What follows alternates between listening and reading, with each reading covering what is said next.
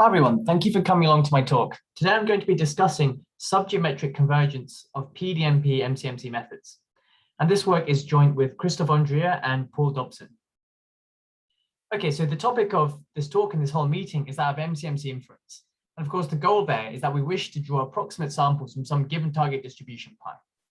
And the classical MCMC approach is to construct a Markov process or a Markov chain whose invariant distribution coincides with pi. And then we can use sample paths of X as a proxy for pi, given basic regularity conditions. And so the traditional way to do this is to use something like Metropolis-Hastings, which gives you a pi invariant chain by checking the detailed balance condition, which I've written here on the slide. And this is incredibly useful because it's a local condition, so it's quite easy to check. But as a corollary of this, the process is always going to be reversible. And this is both good and bad. It's good because it means the transition matrix will be self-adjoint in the appropriate L2 space. And so there's all kinds of rich mathematical theory, such as spectral theory, which can be used to analyze the resulting Markov chain. However, when it's reversible, diffusive behavior is essentially unavoidable. And what I mean by that is imagine you had two states, X and Y, where pi of X and pi of Y were similar, say. Well, by this detailed balance condition, if pi X and pi and Y are similar, it means that pxy and pyx must be similar. So in other words, if there's some positive probability of going from X to Y, there's also the same probability of going back from Y to X. And so what this means in practice is you can get kind of backtracking behavior, which inhibits your ability to explore the entire state space. And as a cartoon of this, consider the following animation, which is simply a random walk chain targeting the uniform distribution on a discrete set. And you can clearly see this kind of diffusive back and forth behavior. Of course, if you ran it long enough, it would converge into distribution to the uniform distribution. But you can see, of course, it kind of takes a while because of this diffusive behavior, which kind of slows it down. And so because of that, that has motivated the search for non-reversible MCMC methods, which can get around this kind of bottleneck of diffusivity. This has been particularly popular in recent years, especially methods based on piecewise deterministic Markov processes, or PDMPs for short. And it's been shown that such processes can exhibit, indeed, faster convergence to equilibrium and will also produce estimators with a lower asymptotic variance.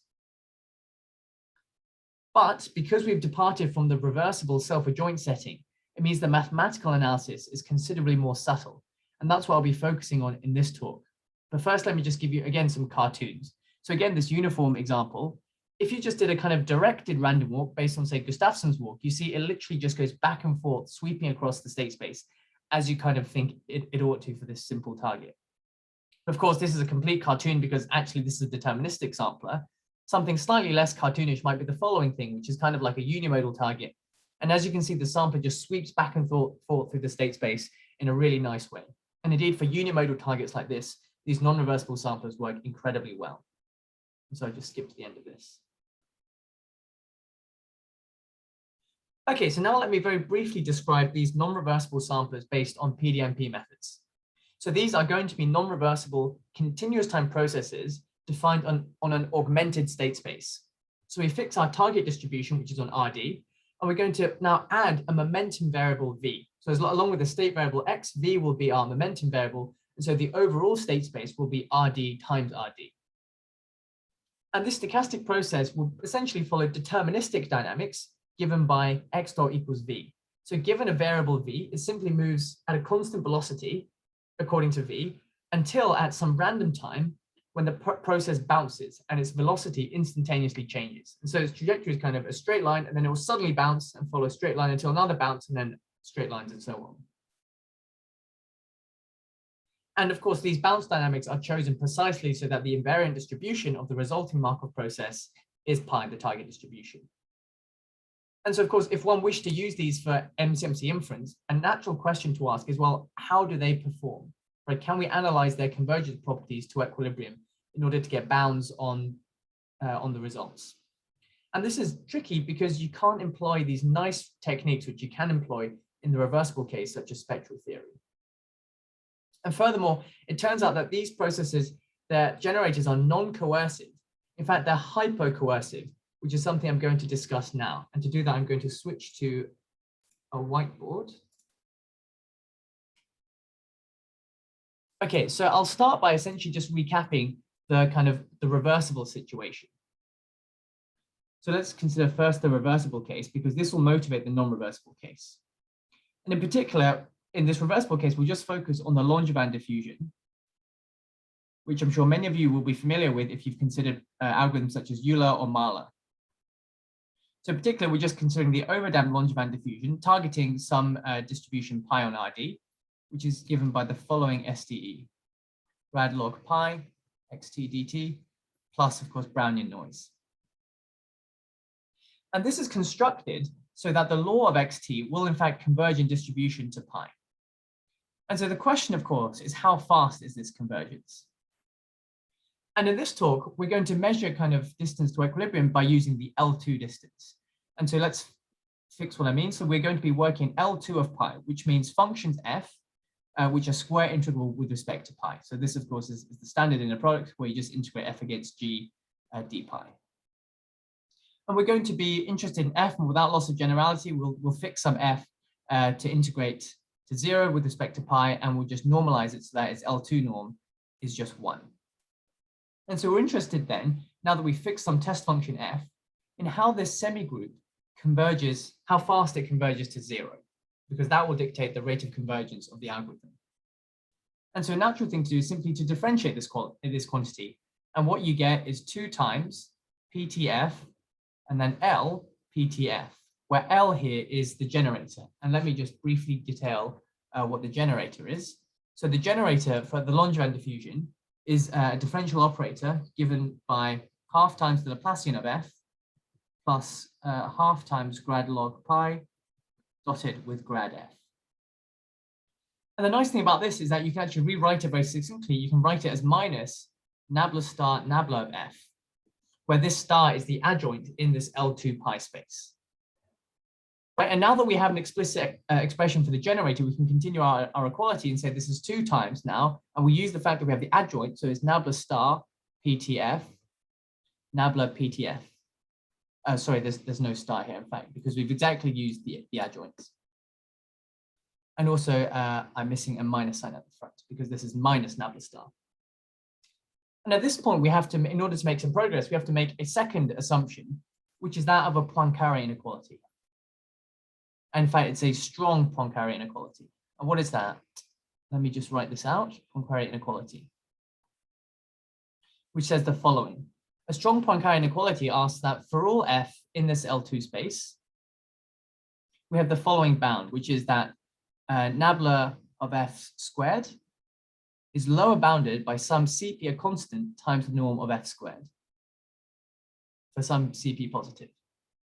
And this is essentially equivalent to the existence of an exponential moment. So it means that exp alpha norm x is integrable with respect to pi for some alpha positive. So if say it's Gaussian or sub-exponential, this will certainly hold. And so in this case, we can then continue our calculations and upper bound this quantity here by now minus 2 times PTF.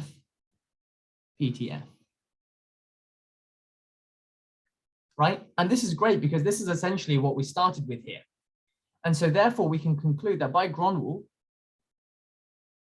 we can conclude the following bound. We can immediately conclude that PTF squared is bounded above by e to the minus 2, sorry, there's a CP here, 2 CPT times f squared.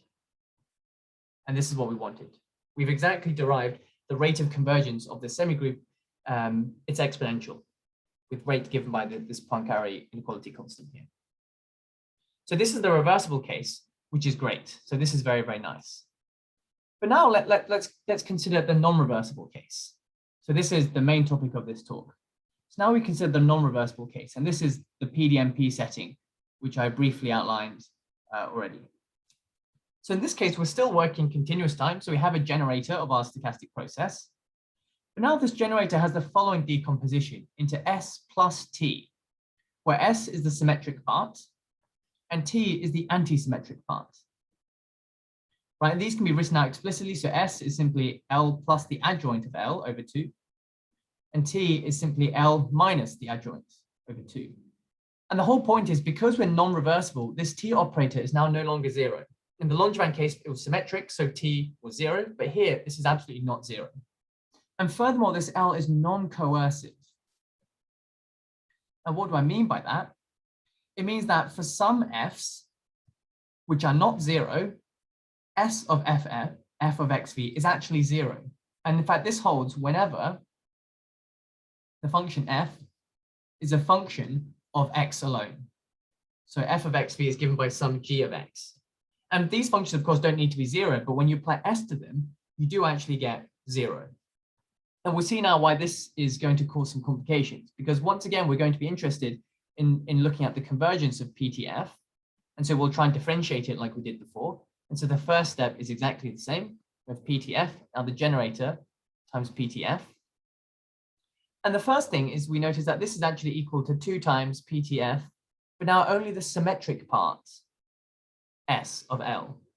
And why is that? Well, that's because GTG is equal to 0 for all G, because T is antisymmetric.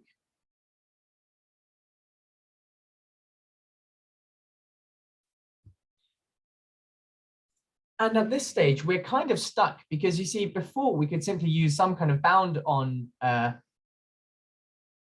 we used a bound to the Poincaré inequality to bound this kind of nabla, this expression here, by CP times PTF. And this is kind of strictly negative. But this can't be the case here anymore, because in fact, this could be 0, right? It could well be the case that this could be 0 because there are many functions f for which this is 0. And what does that mean in practice? Well, I'll go to a new slide now. So we can, for example, what might this look like? So in the reversible case, if we're interested to plot, for example, norm of PTF squared, and say without loss of generality, we've normalized f to have unit norm. We saw, because we have this lovely exponential decay, you know that this norm is kind of decaying exponentially with a constant which starts at just 1 and just goes down in a nice exponential way. On the other hand, in this non-reversible case, the behavior is quite different, right? Because it's possible that, so again, we will start from 1, PTF squared, norm 1, that although you may decrease for a bit, the curve can kind of flatten out, right? Because there are bits where the derivative can actually be 0. In fact, if you started at one of those functions, you get a flat bit to begin with, and then it'll kind of go down in this kind of staircase fashion. And so you see, because it's, for example, flat at the very beginning, there's no way you can find some exponential decay with constant 1 that kind of sits on top of these curves. But instead, what you might hope to find is some curve which sits above them and is still exponential, like this, but now with a constant c where c is bigger than 1. And this you can do by changing the inner product. Let me give you an example of that now. So I'm going to switch back to my slides.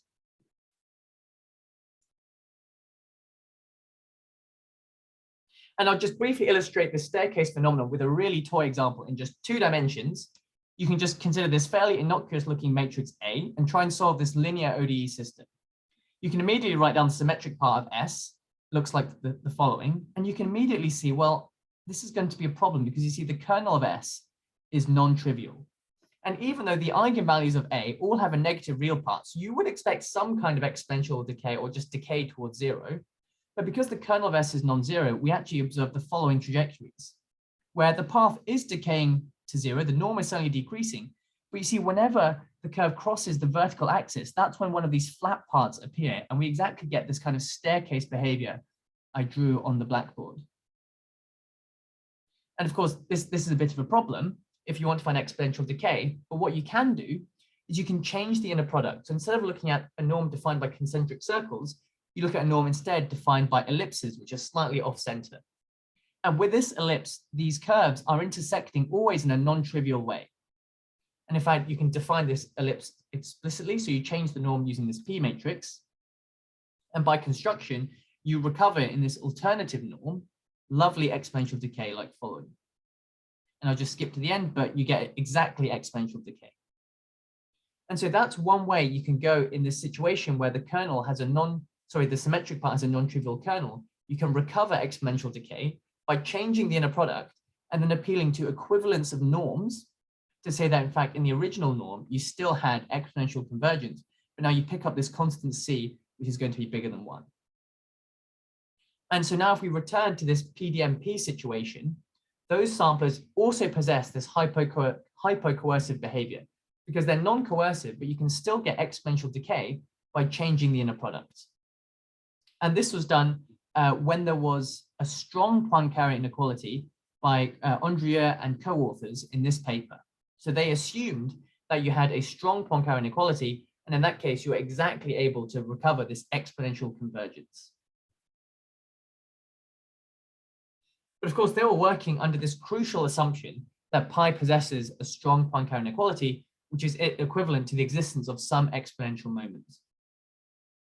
But of course, there are many targets which don't have exponential tails. For example, what about, say, just a simple student's t distribution in d dimensions? So for some p bigger than 0, we consider the following target density. It may well be the case that we want to use some PDMP sampler to target density like this. Can we still get some kind of convergence result? And so we extended this hypercursivity framework for PDMPs exactly to this setting of heavy-tailed targets. But instead of possessing a strong Poincare inequality, they actually possess what's known as a weak Poincare inequality. And we made use of the really nice work of Grothaus and Wang. So let me very briefly describe what I mean by a weak Poincare inequality. So a weak Poincare inequality is the following thing.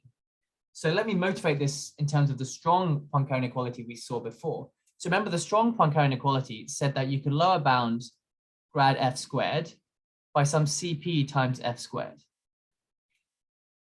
If you had that this alpha r function was uniformly bounded above for all r, you could simply send r to 0, and this term would disappear, and you would exactly recover a strong Poincare inequality. But this now extends it to the situation when this alpha r function typically explodes as r goes down to 0.